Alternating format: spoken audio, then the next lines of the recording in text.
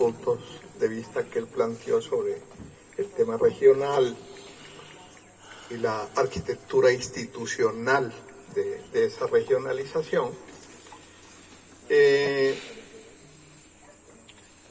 Y se hizo alusión a pronunciamientos descalificadores, despectivos con respecto a la región, catalogándola de una marihuana.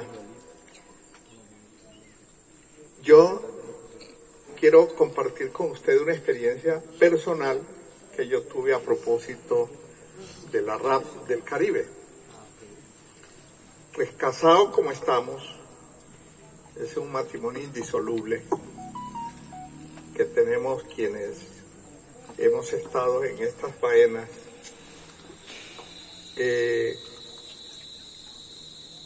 En algunas ocasiones hemos sido catalogados peyorativamente como los foristas.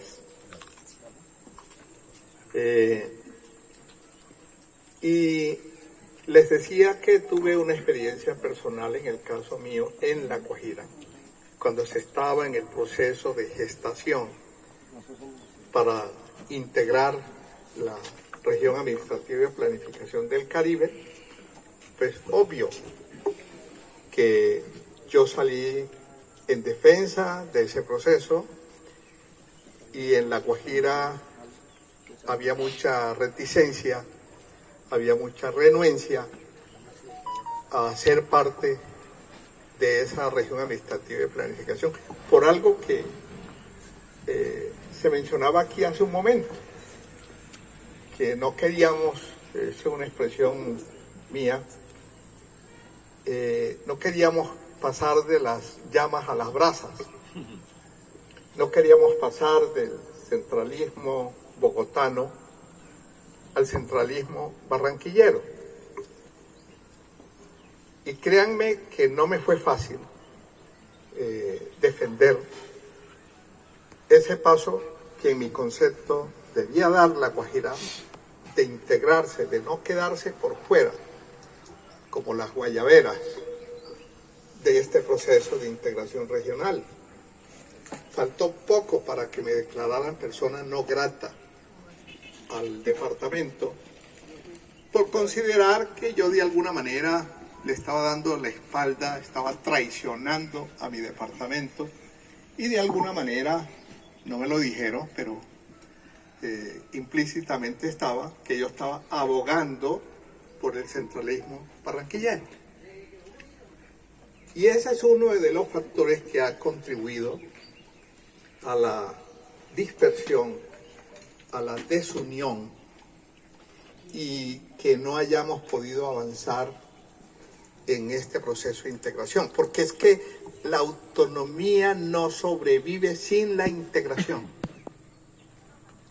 Sin integración no hay autonomía, porque cada departamento aisladamente, por su lado, no es factible que pueda ni siquiera defender la descentralización, que recordemos que ya en la Constitución de 1886 se hablaba de descentralización, que éramos un Estado central.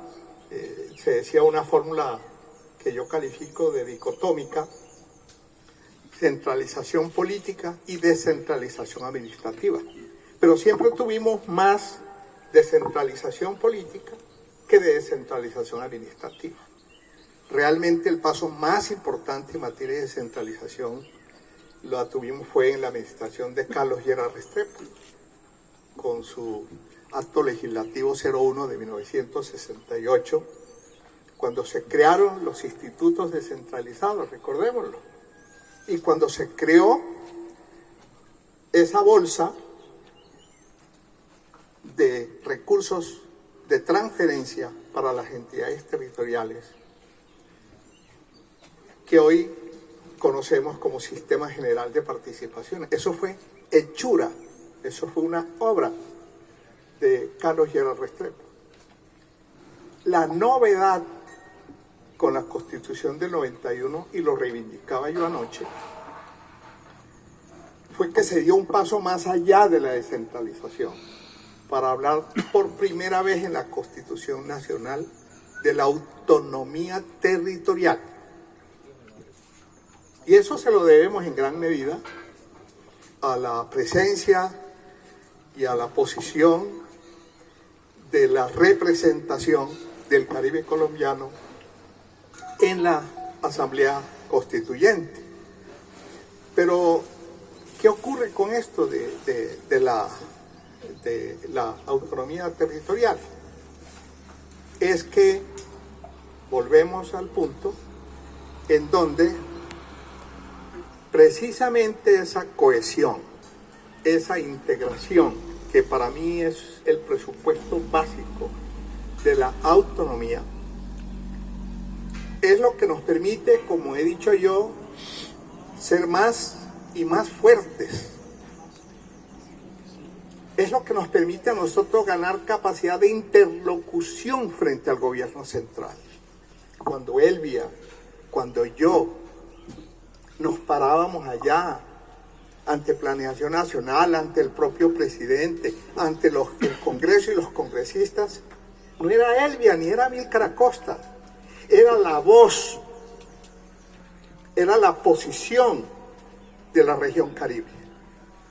Entonces eso nos da un empoderamiento que es lo que permite ganarse un espacio que no nos lo van a ceder, lo tenemos que conquistar. Pero concluyo con esto y es el sentido de mi mensaje. Si un dirigente connotado de nuestra región Caribe, que fue hasta presidente de la Cámara de Representantes, se atreve a decir la imbecilidad de que la región es una marihuana. Presidente del Senado, papá. Oye, del Senado, ¿qué puede uno esperar? ¿Qué puede uno esperar de la gente de a pie en La Guajira? Ahí entiendo yo por qué ese rechazo, por qué esa aprehensión, por qué esa prevención contra estos procesos que muchas veces, lo digo entre paréntesis, se da pie para alimentar esas posiciones obtusas, esas posiciones de rechazo a la integración. Les pongo ejemplos. ¿Cómo así que si... Ahí están las estadísticas de la UME, del Ministerio de Minas y Energía, que señalan y registran que La Guajira tiene el mayor potencial de fuentes no convencionales de energías renovables que nos lo dio Papá Dios. Ningún gobierno, Papá Dios. Nos dio más horas de brillo solar, nos dio más horas y más intensidad de radiación, nos dio el doble del promedio mundial y nos dio unos vientos que no lo hay en otra parte del país, apenas comparable con en Chile. De la noche a la mañana se erige Barranquilla como el hub energético de Colombia. Entonces eso, claro, causa una reacción, y dice, ¿cómo así? Pero les doy más ejemplos. Hace unos 4 o 5 años se dio el más importante hallazgo desde el gran hallazgo de Chuchupa, Ballenas y Riohacha de gas en Colombia, se dio en La Guajira. en los años 70. Pues hace 4 o 5 años se dio un hallazgo similar a esos. Y se empezó a hablar de offshore. ¿Dónde se hizo la convocatoria por parte de Ecopetrol y por parte del Ministerio de Minas y Energía para hacer el gran congreso sobre offshore en Barranquilla?